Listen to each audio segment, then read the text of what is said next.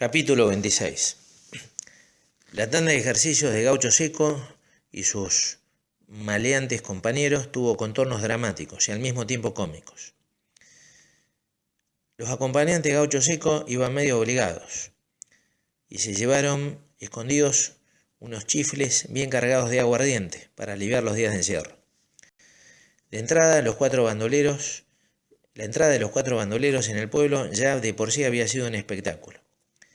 El comisario miraba por una ventana y se agarraba la cabeza. Si se enteraban en la capital de que Gaucho Seco se paseaba tan tranquilo, él perdía su puesto. Brochero, al frente del pelotón de maleantes, iba saludando a todo el mundo, mientras la gente observaba recelosa a los forajidos que se dirigían a la casa de ejercicios. Una vez dentro, el cura se las ingenió para que los tres acompañantes de Gaucho Seco fueran alojados en una pieza que daba a la calle, con rejas en la ventana. El matrero, en cambio, fue llevado a otra habitación donde estaban instalados hombres de su edad, de aire respetuoso y serio. Comenzaron los sermones. Los acompañantes del gaucho se comportaban ejemplarmente.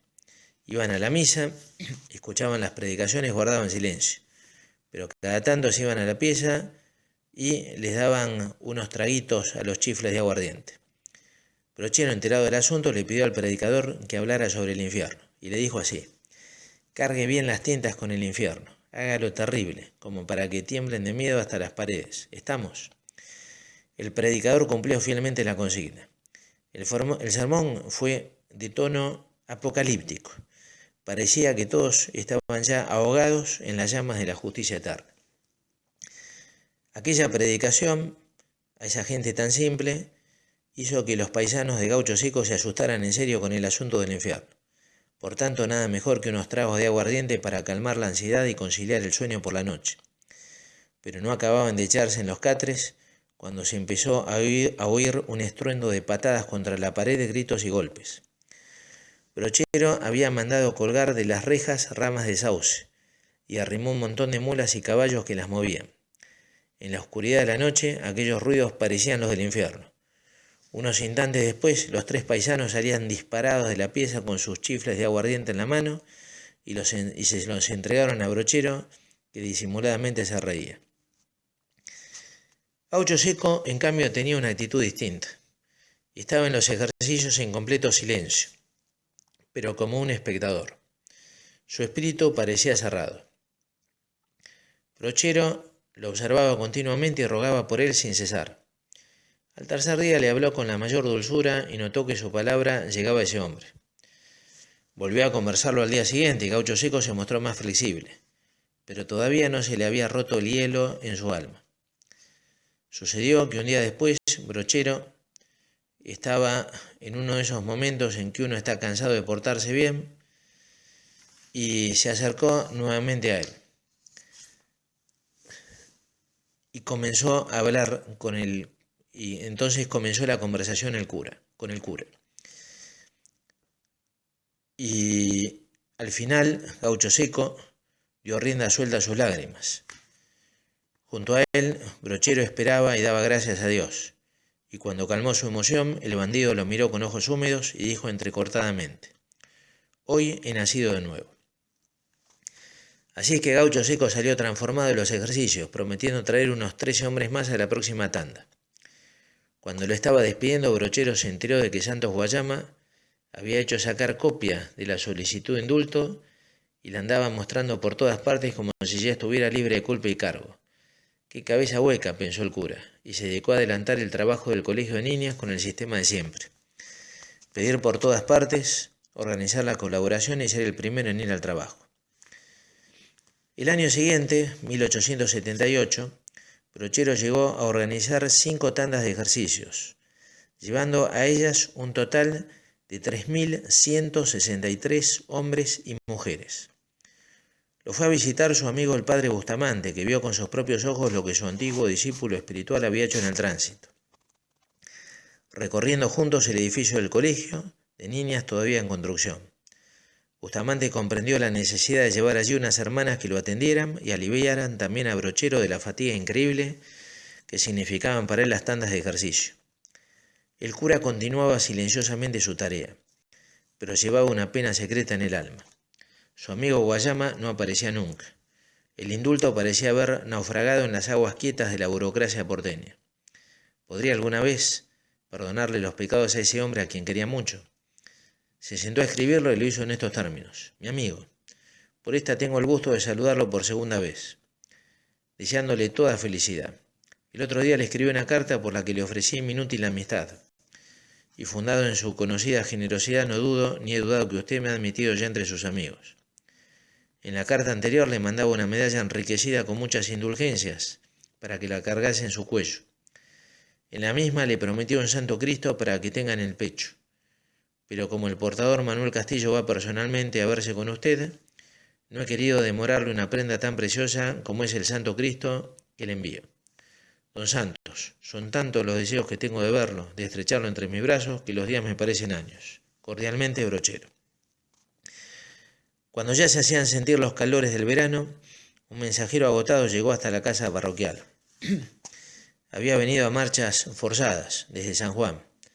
Traía un mensaje de Guayama. Pocas palabras contenía el papel. Venga, cura, que me mata.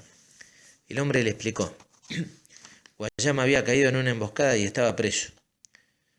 Brochero entonces escribió a personas influyentes que conocían San Juan y de inmediato viajó a Córdoba. Habló con Juárez Elman, el cual le dijo que se había hecho lo posible para ayudar a Guayama. Como todo recurso le parecía poco, mandó un telegrama a la esposa del presidente de la República, Nicolás Avellaneda, para que su marido influyera ante las autoridades de San Juan. Viendo que ya no podía hacer más en Córdoba, volvió al tránsito y puso a Guayama en manos de Dios. Muchas horas permaneció ante el altar rogando por su amigo, hasta que un día Rafael Ahumada, envuelto en un manto de silencio, le trajo un diario de la zona. Allí se informaba que Santos Guayama había sido fusilado en la cárcel el 4 de febrero de 1879. Apretando el papel en su mano, el cura rompió a llorar como un niño. Ahumada lo miraba en silencio. Era mi mejor amigo, repetía Brochero llorando sin consuelo. Se encerró en su pieza a masticar su pena. Todo el día lo pasó allí, sin comer, llorando y rogando por el amigo muerto. Y hubiera seguido mucho tiempo más en aquel estado depresivo de no haberse producido un hecho de los que nadie olvida en aquellos pagos. Hacia las 5 de la tarde vinieron a llamarlo. Del otro lado del río se estaba muriendo Lorenzo Funes, el leproso. Brochero se levantó movido como un resorte. Sacó la mula del corral y fue corriendo a cruzar el río. Pero el río Panaolma parecía otro. Había una imponente crecida, esas crecidas peligrosísimas de los ríos de sierra. Las aguas bajaban caudalosas, arrastrando piedras y maderas. Era un verdadero peligro atravesar esa correntada. No cruce, señor Brochero, no cruce, le gritaron los vecinos que lo miraban aterrados de sus casas. No, dice, jamás voy a dejar que el diablo me lleve un alma, fue la respuesta. Y lo vieron arremangarse la sotana, agarrarse a la cola del macho Malacara y zambullirse hombre y bestia en la corriente. La mula nadaba con todas sus fuerzas y Brochero iba detrás prendido de la cola. La cabeza del cura aparecía y desaparecía de la superficie del agua. La creciente los arrastraba cada vez más lejos. Juan Aguirre, que miraba la escena, se persignó en un momento y lo dio por muerto porque su cabeza no aparecía. Pero no fue así. Los ojos asombrados de la gente vieron llegar al cura a la orilla, como 300 metros más allá, arrastrado por la corriente, hecho sopa, agarrado todavía a la cola de su mula y sacudiéndose el agua de la sotana. Lorenzo Funes, el leproso, se venía muriendo desde hacía años. La lepra le había agrandado las narices y las orejas de tal modo que su cara parecía casi monstruosa. Se le había caído el pelo de las cejas y el cutis estaba lleno de bultos y arrugas. Su voz era ronca y no se le entendía nada de lo que hablaba. Brochero había compartido muchísimas veces el mate con él. Incluso lo había cambiado cuando la familia se resistía a limpiar sus ropas llenas de excremento. Y ahora lo veía resollando con los ojos cerrados, con una enorme fatiga que delataba la decisión indeclinable de su corazón, detenerse para siempre.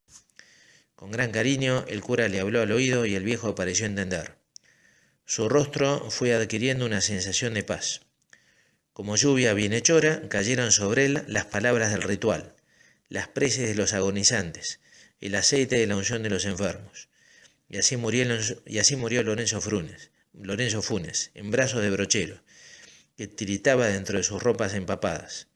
José Gabriel, el serrano, había ganado otra silenciosa batalla para Dios.